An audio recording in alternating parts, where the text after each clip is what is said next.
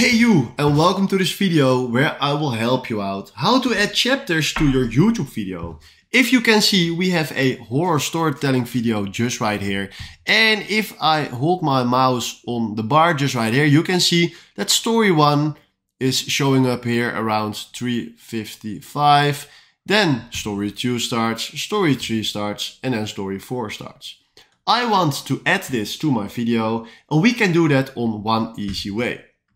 If you scroll down, you will see that the description is give us featured horror stories, and then press enter and then do 00:00 and then space and then the story that you want to tell.